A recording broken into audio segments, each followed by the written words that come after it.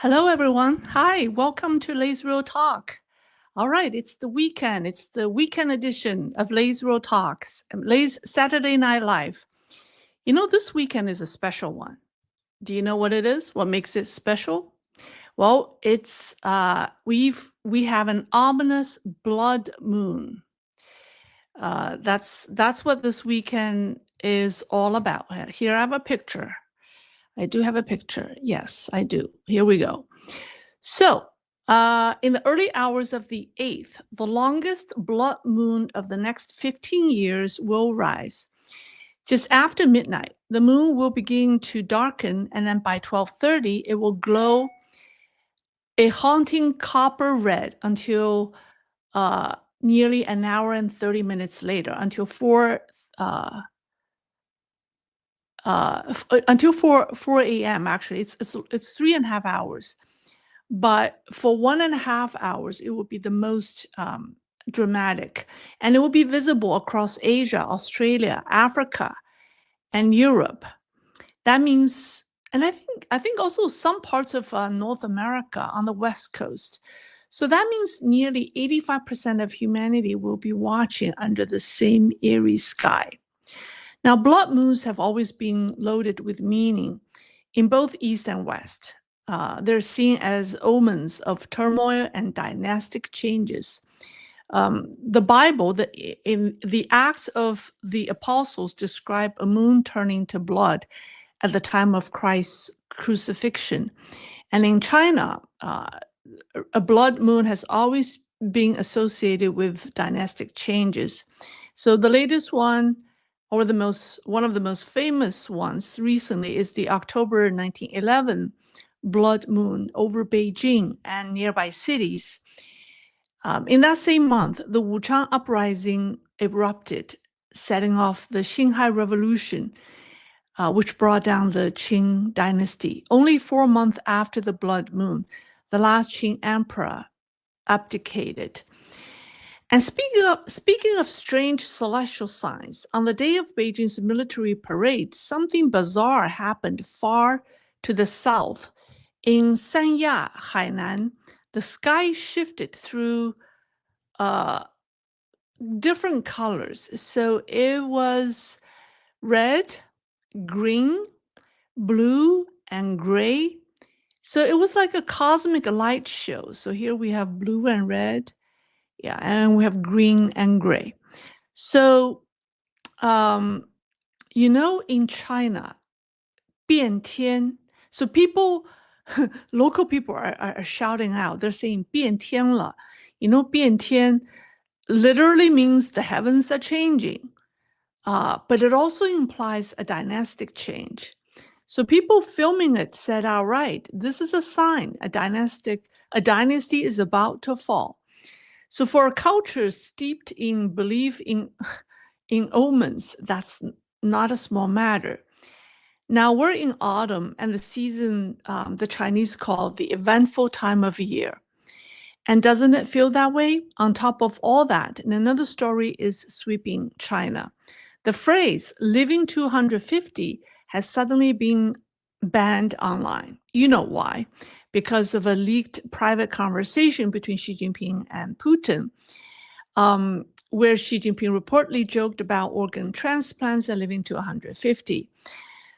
The censors kicked in, and the Chinese authorities ordered Reuters to take down the video. And I think Reuters did.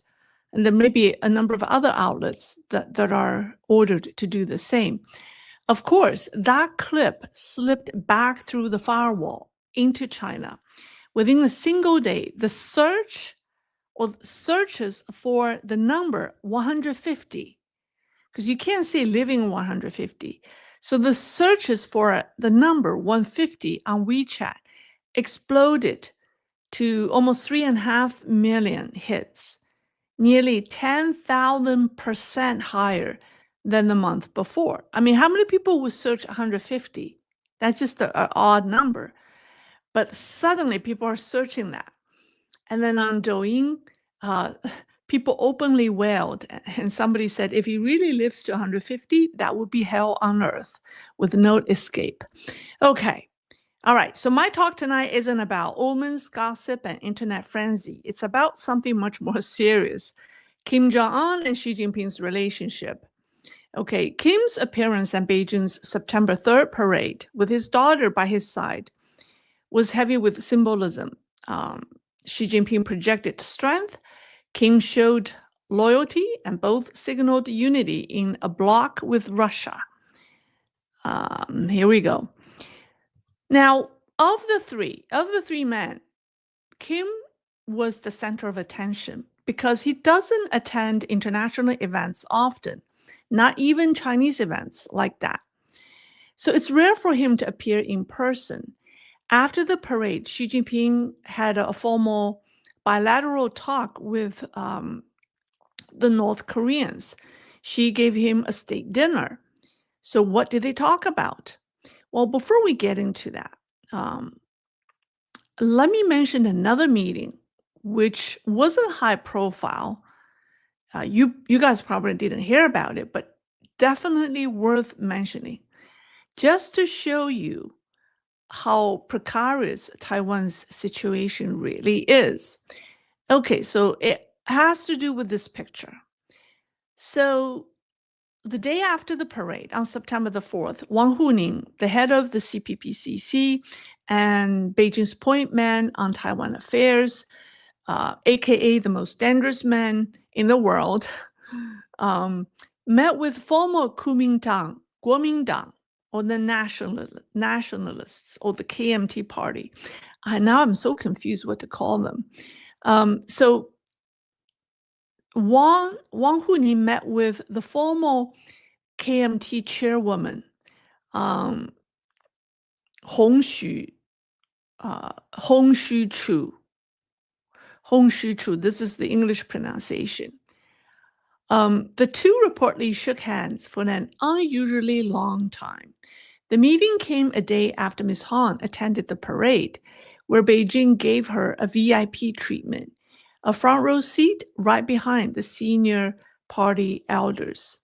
Now, at this meeting on the 4th, she praised what she saw the day before, and she said, most important was seeing our officers, NCOs, and soldiers marching with such spirit and bearing, showing their determination to defend the nation and safeguard peace. She went even further. She said, it truly allowed the world to see that from now on, what country could dare to bully the Han people, the Chinese, right? The Han people, the Chinese nation, the Chinese people. She was obviously referring to the United States, but I was shocked to see that she addressed the PLA officers and soldiers as our officers, our soldiers. Now, this woman isn't naive. She knows the kind of backlash she'll face at home, but she said it anyway. Why? Because she knows she isn't alone in Taiwan. When a former chairwoman of a major political party in Taiwan openly praises the very military that threatens Taiwan on a daily basis, it shows one thing only. It shows how deep the CCP's influence runs in Taiwan. I have talked about this many times, but I think this is the perfect example just to illustrate that point. Plenty of other politicians may not speak so bluntly, but quietly share her view. And that's what worries me about Taiwan's democracy. Okay, with that said, let's turn to Kim Jong-un's meeting with Xi Jinping. Okay, there they are in Beijing. So let's revisit history a little bit. Now, Kim Jong-un and Xi Jinping came to power around the same time. Kim succeeded his father in December of 2011. Xi Jinping came to power a year later. So for more than a decade, they've had to deal with each other, right? They were the leaders of the two countries. But their relationship didn't start smoothly. Kim's father, Kim Jong-il, died in December 2011, and the junior Kim took over. Like I said, a year later, Xi Jinping replaced Hu Jintao. Now, at first, Kim leaned heavily on his uncle, his regent, and the second most powerful man in North Korea. His name is, in Chinese, Zhang Chenzhe, and in Korean, I think it's Jiangsu Taek. Yeah, sounds very different from Chinese. Jiangsu Taek. Okay, we'll just call him Zhang. All right, so Zhang was the second most powerful man in North Korea. Now, at the time, after Kim Jong-il's death, Zhang wanted to copy the CCP and started economic reforms in North Korea. And he was said to be the man that Beijing trusted the most in Pyongyang. All right, but this Zhang had dangerous ambitions. 10 months after Kim Jong-il died, he visited China and met with Hu Jintao. There's the official picture. And in a private meeting with very few people in attendance, Zhang told Hu Jintao that he planned to replace Kim Jong-un with his older brother, Kim Jong-nam. And Hu gave no clear answer, just saying that he would consider it, or he would need to think about it. Now, the conversation was somehow secretly recorded by Zhou Yongkang, China's security chief at the time, a Jiang Zemin loyalist who had kept a close eye on Hu Jintao. Now, this Zhou Yongkang guy is someone with close ties to Pyongyang. Let me share you a pic. Okay, so here's Kim Jong-nam, Kim Jong-un's big brother, by a different mother. So it's his half brother. And so here's the picture. This is a very important picture. So, Zhou Yongkang, the security chief of China at the time, this man had very close relationship with North Koreans. He led a Chinese delegation visiting North Korea in 2010 to attend a military parade. Yeah, military parade again. And meeting Kim Jong-il 4 times in 3 days, and even appearing beside him at the military parade. And it was said that he was the only foreign official in attendance at that parade, or appearing with Kim Jong-il together at that parade. He also met the young Kim Jong-un at that event. You could see him on the far left. Yeah, so the man on the far right is Zhou Yongkang, and then the man on the far left is Kim Jong-un. Now, what happened after that is in early 2013, shortly before his downfall, Zhou Yongkang leaked the conversation Hu Jintao had with Kim's uncle, a year earlier. By then, Xi Jinping was in charge in Beijing. That December, Kim executed his uncle in public. 4 years later, his half-brother, Kim Jong-nam, was assassinated in Kuala Lumpur. So he assassinated his brother, his half-brother. Beijing, which had quietly seen Kim Jong-nam as a backup option, was furious. Relations between China and North Korea hit a low point, defining the first 5 years of Xi Jinping and Kim Jong-un's rule. Okay, the above story was reported by Japanese media in February 2018. Okay, so that's why Kim didn't visit China until March 2018, right before his diplomacy with Donald Trump during Trump's first term. So from 2018 to 2019, he made 4 trips to China, almost all related to his meetings with Trump. May 2018 in Dalian and June 2018 back to Beijing. after the Singapore summit with Trump, and then January 2019 before the Hanoi summit.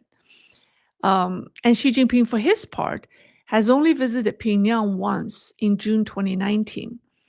That's the first time a Chinese leader visited or to do so in 14 years. So with all that said, now let me talk about the relationship between Beijing and Pyongyang. For 2 decades, ties between Beijing and Pyongyang followed a consistent pattern. They quarreled from time to time, but essentially played a two-man act to extract benefits from the West. Back in late 2002, when North Korea withdrew from the Nuclear Non-Proliferation Treaty, and the six-party talks began with China, the US, Russia, North Korea, South Korea, and Japan, Washington's strategy was to rely on Beijing to mediate and rein in Pyongyang. And China and North Korea ran a kind of two-man act. Pyongyang would stir up trouble, Washington would call Beijing, and Beijing would step in as mediator, then demand markets, capital, and technology from the West. Once Beijing got benefits, North Korea would claim its share. So that cycle repeatedly went on for 2 decades, but is now over. With China, Russia, North Korea, and even Iran openly aligned, that routine of playing the West no longer works. Beijing cannot extract gains from Washington anymore, so the cooperation model has to change. And it is believed that this was the real focus of Xi Jinping and Kim Jong-un's 1-hour meeting. Come think of it, their 1-hour meeting isn't very long. With the translation, that's essentially a 30-minute meeting. And with all the pleasantries they have to exchange, that's a 20-minute meeting. So it's not a substantial meeting. But the goal of their meeting is to discuss how to adjust the model, their model, right? And how to coordinate with Russia. Now, let's talk about Russia. Back during the six-party talks, Russia was weak and China dominated the diplomacy. But after the war in Ukraine, Moscow needs North Korea. Pyongyang has stepped up, offering weapons, missiles, even manpower, and getting paid well in return. What Russia once saw, probably by the Chinese, there have been so much, I heard that the Chinese helped pay the North Koreans in Russia. So, but what Russia once saw North Korea as a burden, now it sees it as a partner. That's why Putin flew to Pyongyang to sign a strategic partnership treaty, right? Instantly raising the relationship to a new level. So for China, some people say this is pressure. North Korea's economy once relied almost entirely on Beijing. Now with Russia as another lifeline,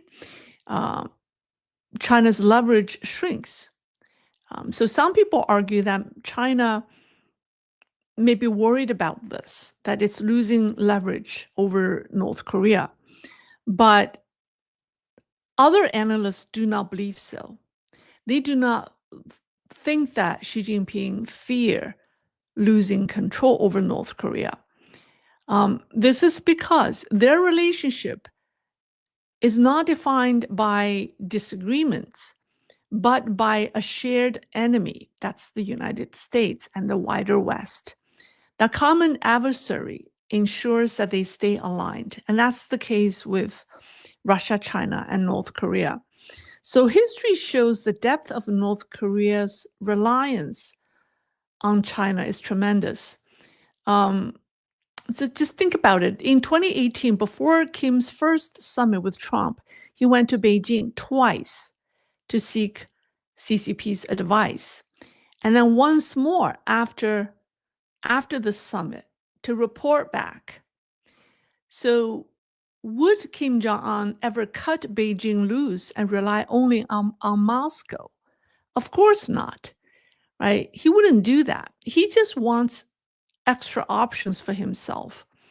Russia has technologies China can give him, while China gets other things from Russia.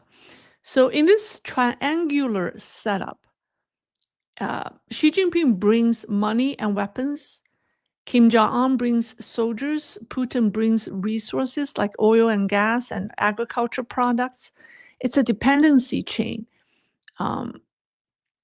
So Kim wouldn't want to burn bridges with China.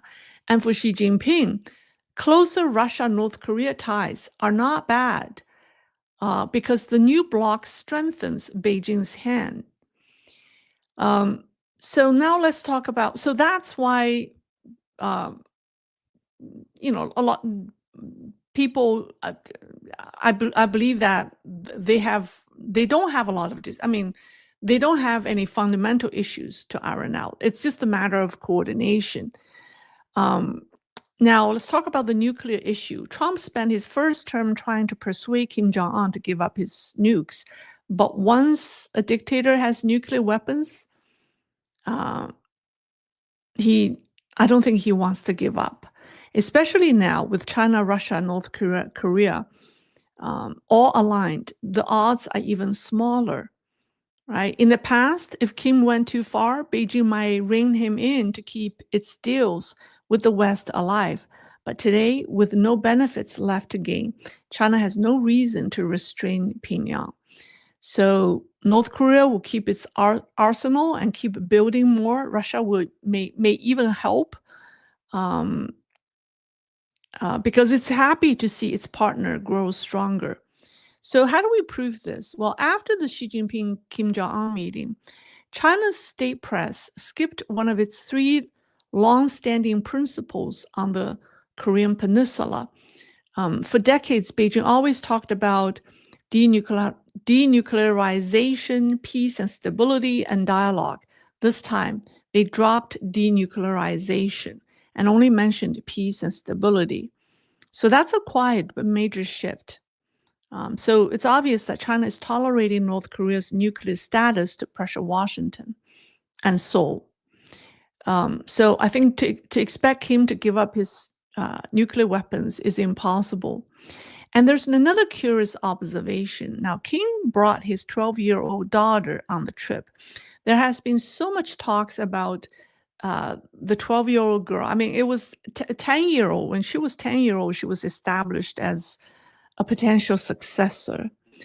So some people wondered if he brought her to Beijing sort of as to seek an entrustment to Beijing.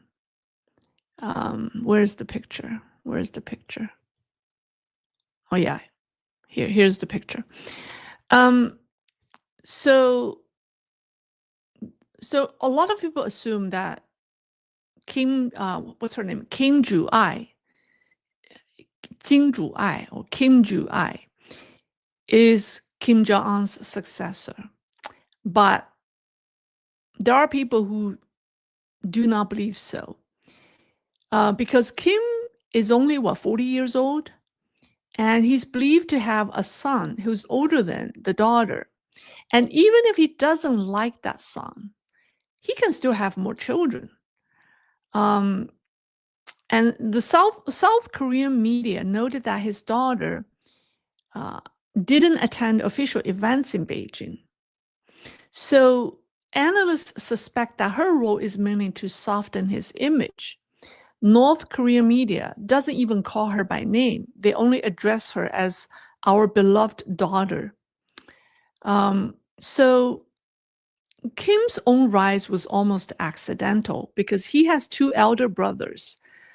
Kim Jong-un, the one who was assassinated, the one who was almost installed by his uncle, was his half-brother, right? Was the oldest. And then he has another brother who is his full brother, same mother.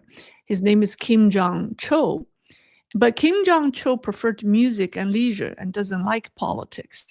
So that left Kim the least known, the youngest, suddenly thrown into the spotlight in 2009, with only 2 years of grooming before taking power.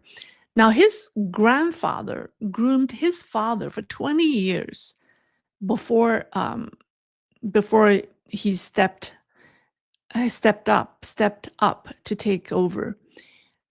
So his father had 20 years in training. He only had 2 years. At the time, few people believed a man in his late 20s could rule North Korea, but he quickly proved ruthless, very much his father's son. Now he's carefully shaping his image, showcasing his daughter to look more human. And so here's a picture. So the reason why he showcases his daughter a lot is for his image. Actually, on one hand, it's for his image. On the other hand, is to cover up the true successor. Because it's very dangerous for him to reveal his true successor. So he might have a son who he is training to take over, but he probably wants to keep that as a secret until the right time. So many people believe that Kim is using his daughter as a PR gimmick to soften his image. He also has admitted economic failures, right? Trying to show a softer side. But they do not believe that his daughter will be his heir, because tradition and Korean culture, traditionally, Korean culture has a preference for sons over daughters, right? So that makes a male successor far more likely. It's the same in China. Sons are preferred over daughters. So it's hard to believe that he actually, he has a son. It's not like he doesn't have a son. And he's only 40 years old. He could have many children with different women, right? So people do not believe that his daughter is going to succeed him. At least that's not the plan. But he wants us to believe that he's going to pass the baton to her, just to cover up his real intention, or the real successor, because it would be dangerous to expose him prematurely. Now, South Korea's Chosan newspaper noted that while the Xi Jinping the summit looked warm on the surface, their official readouts tell a different story. Xinhua claimed, this is according to Xinhua, Kim praised China's fair stance, thanked Beijing for decades of support, and even talked about expanding economic ties. But North Korea's state media omitted all of that. No thanks, no economics, and more strikingly, no mention of denuclearization. Instead, Pyongyang stuck to vague lines about exchanging views and informing each other of policies. So that's what the North Koreans focused on, just exchanging views and informing each other of policies. So it's very different from Beijing's version. So the South Korean article said that it didn't sound like there was much agreement between the two, or there was much agreement coming out of that summit. And looking ahead, the South Koreans said that one key date has stood out. That's October 10th, which is the 80th anniversary of the Workers' Party of North Korea. And some people think Xi Jinping might make a surprise visit to Pyongyang. I think that depends on the timing of the CCP's fourth plenum in October. If it falls after the 10th, I don't think Xi Jinping will go, because that will be his most intense period of internal power negotiations. But if the plenum comes earlier and Xi Jinping manages to keep some of his titles, then he might just go. So under the glow of a blood moon, as October approaches, with military parades and party plenums ahead, there are still lots of uncertainties. So we'll have to wait and see. That's all I have for you. All right, let's see. Okay. Questions, comments, disappointments? All right, let's see. Yeah, I've always found North Korean and Chinese relations very interesting. Yeah. All right. Oh, let me thank the people. Bob Parda. Well, thank you, Bob. Thank you very much. I appreciate it. Okay, let's see. Manny Kyla, why Kuomintang is pro-CCP nowadays and what made it pro-CCP? It was originally anti-communist. You're right. What made it pro-CCP? I think it's decades of influence campaigns on Taiwanese politicians. Yeah, I think the CCP is now working on the DPP as well. But I think their effort, their influence campaigns started with the KMT much earlier. So now you see the impact, you see the results. Yeah, it's unbelievable if you really think about it. It's unbelievable, right? KMT, its forefather or one of the forefathers fought the CCP. I mean, they fought the CCP so hard, and now it has become such a pro-CCP influence in Taiwan. It's just unthinkable. But it's almost like, it's all achieved under the banner of for the common good. So, almost they all use, even it's the same for the progressive in this country and in Europe. They all sounded so benign and lofty. They have a lofty goal of doing the great thing for their country, right? In the name of global peace, in the name of regional peace, we should do everything we can to avoid war. And therefore, we need to be friends with Beijing. It all sounds good, but our problem, the problem of our time is the loss of standards. There are no standards. All the geopolitical conflicts or political conflicts in the world is the conflict of people's standards. 50 years ago, people have faith and traditional values. I mean, even our cultures could be different, but the traditional values around the world are similar. And that's our standards, because there are certain things you cannot do. Even though we may speak different languages and have different cultural habits. But nowadays, the standards are very different. So our conflicts are the conflicts of the standard. It's the loss of the standards. What is right today is not right, right? So we're arguing, fighting over what's right and what's wrong. And so anyways, yeah. So they all sound nice, but it doesn't work. All right. Let me see.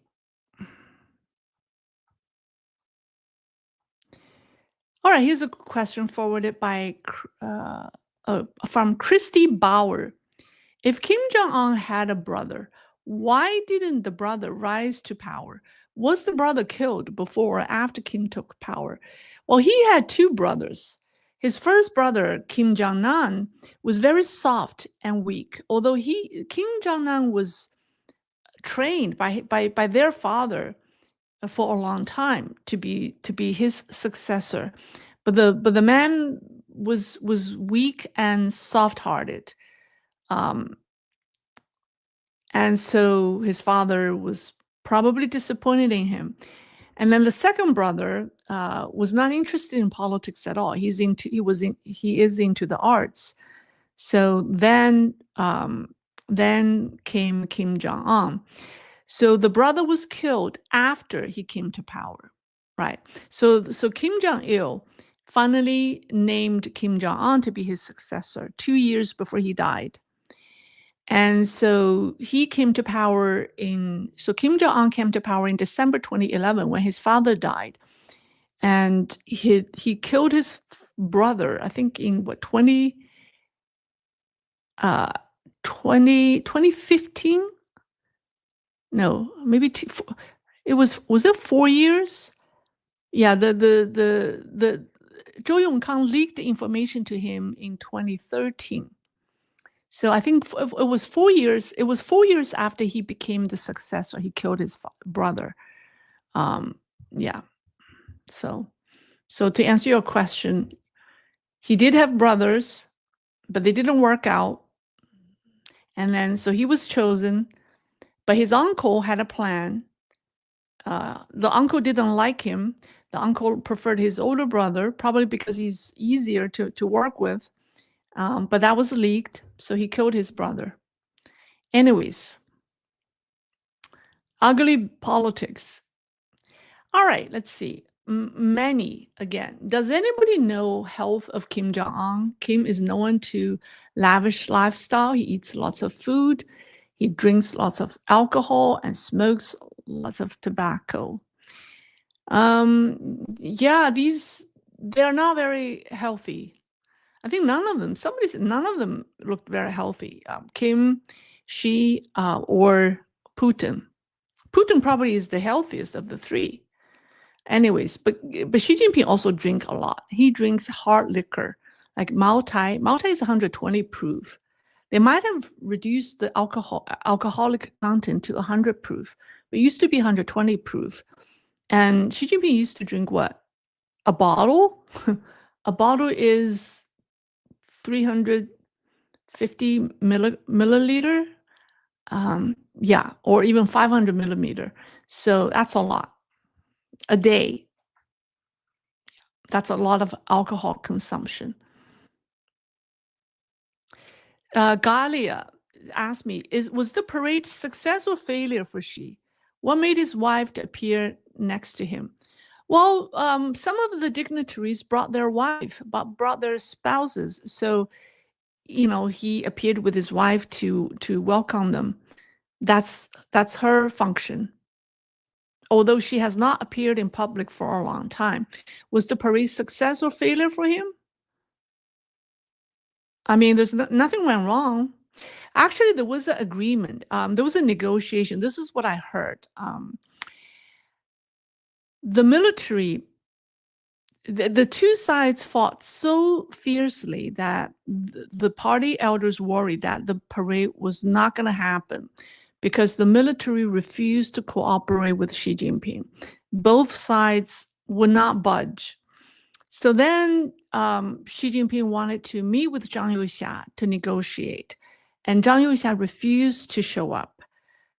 So he sent his representative, that's General Liu Yuan. And Liu Yuan made 5.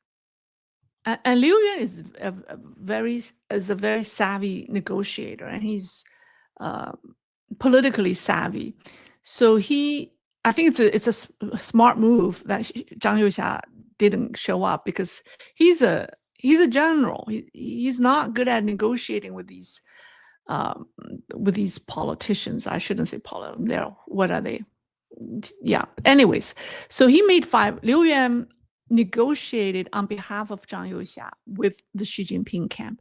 He made 5 demands. One of them is the military will cooperate with Xi Jinping during his trip to Tibet. They will send Zhang Shiming, one of the CMC members, to accompany him to Tibet, and will even accompany him for a military to visit the local troops, because he has not been. This is one of the reasons why people say Xi Jinping has lost control of the military, because for the last several domestic trips, he was not seen visiting the local troops. He likes to do that, or he used to do that a lot. So one of the agreement is that, okay, so we will send a CMC member to go with you to Tibet, and we will also arrange a local inspection with the local troops, and then we will participate in the parade. But then there are conditions. They must give Zhang Youxia a proper position at the parade, or on the podium, or the rostrum, whatever you call that. You must give Zhang Youxia a proper seat at the parade. He needs to be recognized. And then that's one. And then number two is leave the military affairs to us. Okay. Do not interfere with military affairs. Leave that to us. If you do that, then we will support your Tibet trip. We'll support your parade, and we will also appoint a parade marshal. The parade marshal was named last minute, because even the troops rehearsing for the parade didn't know who the marshal was. It was announced last minute. So that's what we heard, like yesterday. Again, nobody can confirm if this was true or not, but that was kind of what people have said. That's the reason why this parade took place without accidents. And that's also why Zhang Youxia got a prominent seat in the front row with the standing committee members. So to answer your question, that was it. Okay.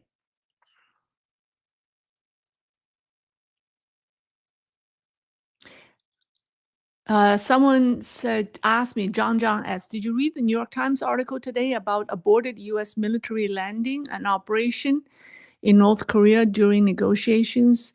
I did not read that. I have not. This is the first time I heard about it.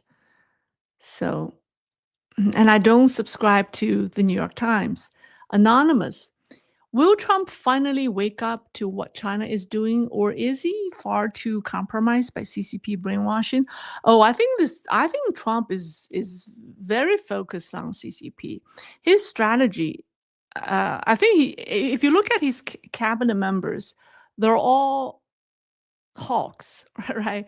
So I think his strategy is work on the peripherals. When you want to strike your enemy, you don't want to strike too early, too fast, because then they could sneak away. So you want to close all the loopholes. You want to close all the channels. And then, so take down, focus on the peripherals. That's why he's focusing on Venezuela. In terms of trade, he's focusing on Mexico, Canada, the Southeast Asia, even Europe. So he's working all around China, even India, and then they will have a face-off. That's the right strategy, because the CCP is very sneaky. If you, I think for Trump, you have to judge by what he does, not by what he says. Yeah. So, all right. Norbert Klaus. If Xi is no longer in control of the CCP, how would be the relations to North Korea with the new regime? The new regime is probably doesn't care about what Xi Jinping does with North Korea. I think the new regime cares about the relations with the US. I think the new regime has told Trump, give us some time till we sort out our internal mess, and then we'll be talking. And that's why Trump postponed, given another 90-day extension to the trade negotiation to China, because they need this time to sort out their internal mess. But in the scheme of things, I think the new regime is focusing on matters of grave importance to them. North Korea at this point is not top on the list, and they would just let Xi Jinping deal with them, because it's not that important. Um, yeah, there are a lot of personnel changes in the CCP system. If you follow the personnel changes at the provincial level, uh, it's like a roller coaster. There are people taken down every week, almost every day. There are channels, YouTube channels that are dedicated to that. They follow the personnel changes, the ups and downs, about who's out, who's in, who's replaced by who, to figure out uh, the dynamics of CCP politics. And I don't spend that much time in that kind of detail. I think you guys are probably not that interested. But there are a lot of personnel changes. And so that's what the new regime is focusing on, because they cannot make any announcement until they lay the groundwork. They need to have the support at not at the grassroots level, but at least at the provincial level, at the ministerial levels. They have to put in all of their people before they could announce the new leadership. Otherwise, they'll be toppled overnight because they don't have the ground support. So that's what the new regime is busy doing. Personnel changes. Yeah. All right. Seek the truth. What do you think Trump's or U.S. response should be after the Love Fest parade? I think Trump responded pretty strongly. He had a post on his Truth Social saying that I think he expressed his disappointment in China not showing any gratitude towards Americans' participation in ending the war. So he expressed that. He also warned North Korea, Russia, and also India. And look at the response he got from India, from Modi. Right? It's pretty good. So he did. I think he already responded. He responded on the day of. But I think policy-wise, I think one change I noticed is they are reviewing or vetting the visas of Chinese students in the U.S. And a lot of the students are the children or grandchildren of party officials, and they are revoking their visa status. And I think this is a tremendous blow to the CCP. Yeah. If their children and grandchildren are kicked out of the US, that matters more than anything to them. So I think this is very smart. Yeah. But it takes time, because all of this work is it doesn't happen overnight, because you have to do research on all these students. You have to make sure you have all the facts right, because you don't want to wrongfully deport someone or cancel someone's visa and only get yourselves into bad publicity. So it's a lot of work. I mean, it's very time consuming. It's all our taxpayers' money. Think about it, right? All right.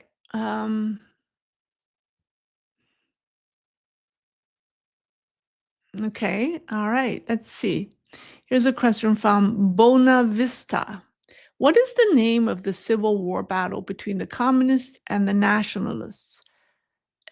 Where the communists paraded elderly women? Oh, that's Mengliangzhu. It's called the Battle of Mengliangzhu. Yeah. So hopefully you can find that. I think there's even a wiki page for that. But the wiki page may not mention how the CCP use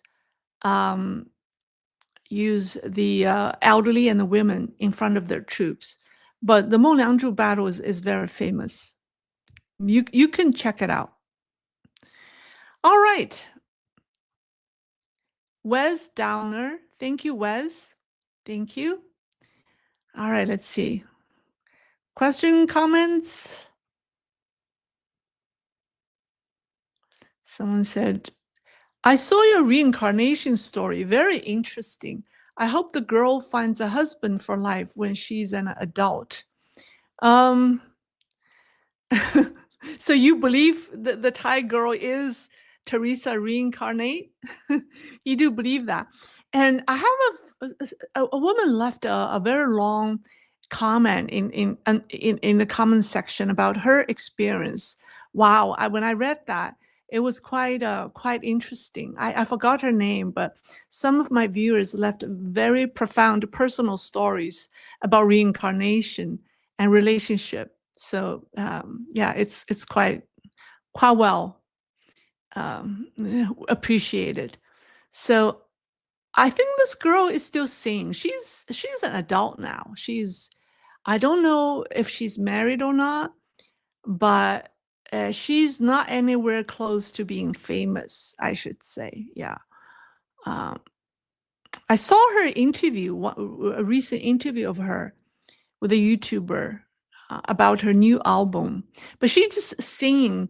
She's mostly just singing Teresa's songs in Chinese and in Thai. Yeah. Anyways, Wes Downer, well, thank you. D Glass, does the coming blood moons imply a significant shift in foreign policy with increased aggression against the Western world? I don't know. I don't think the blood moon is associated with any policy change.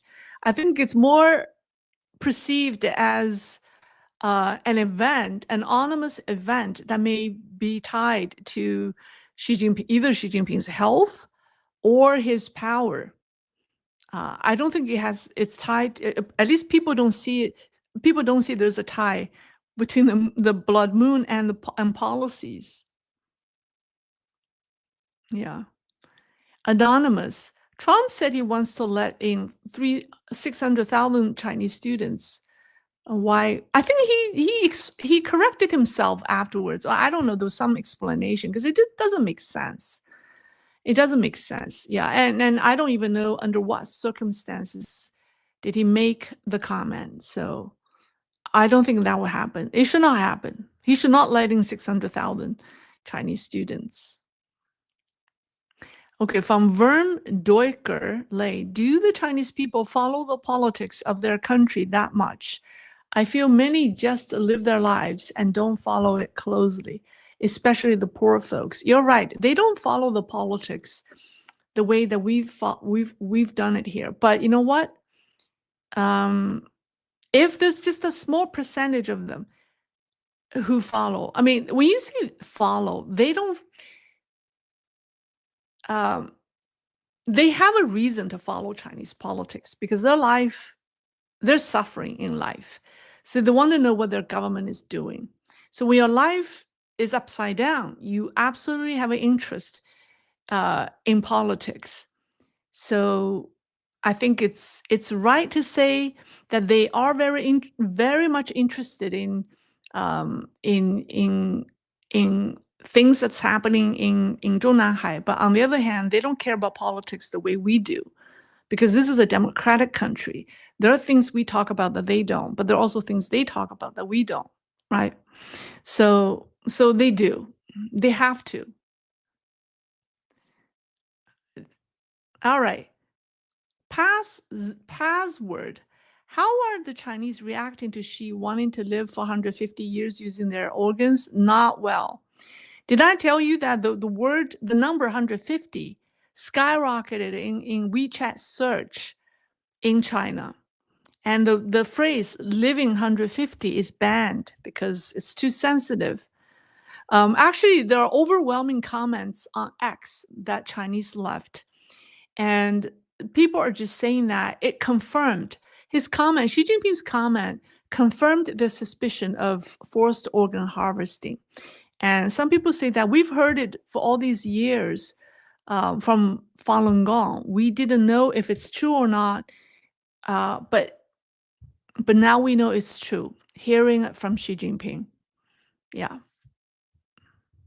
And and and and I think this CCP's propaganda department, they did something very stupid. They should not have asked Reuters and other Western media outlets to remove the video, because when you can't find it, it piqued curiosity. So this removal of this video made it even more search worthy.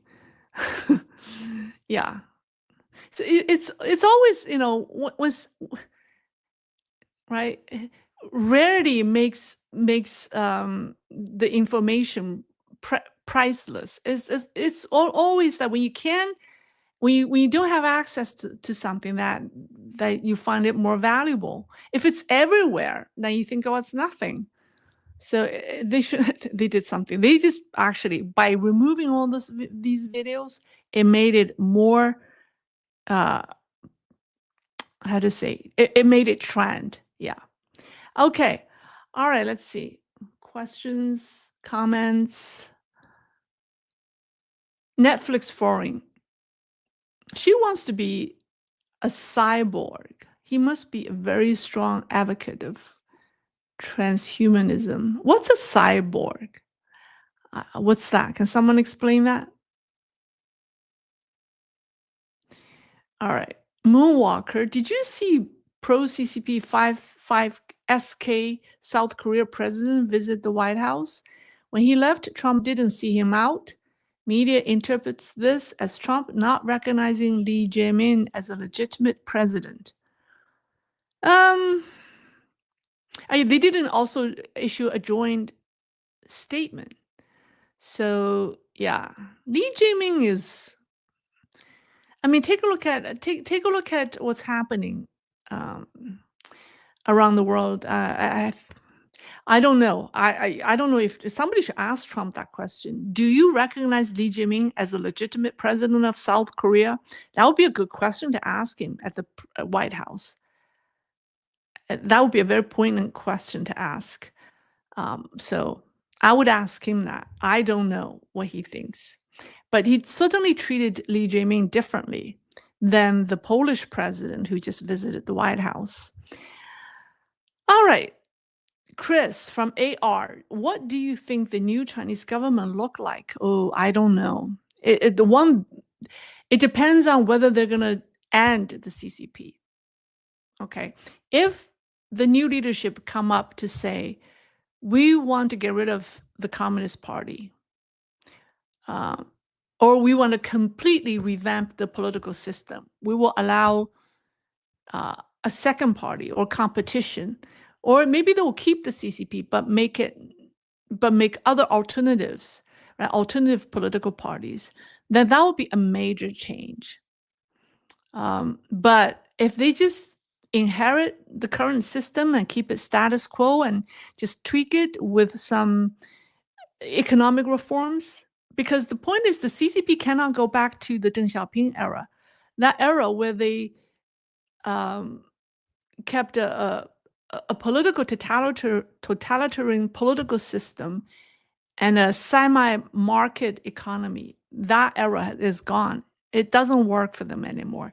All the problems that we see in today's China is the result of that warped system. So they need to do something.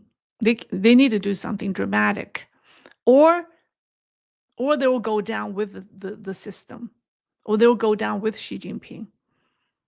Yeah. All right, that's all. Cyborgs are created from harvested organs. Okay, cyborgs are created from harvested organs. But there are diseases that you can treat with organ transplants. Like brain. If you have a brain problem, you can't transplant a head. You can't put somebody's brain into your head, right? So it's not like organ transplant is going to fix all medical conditions. And so yeah, so there are tons of ailments that cannot be treated with organ transplants. All right, so thank you. Thank you, everyone. I think that's the end of it. I will see you next week. Enjoy the rest of the weekend. Okay, bye.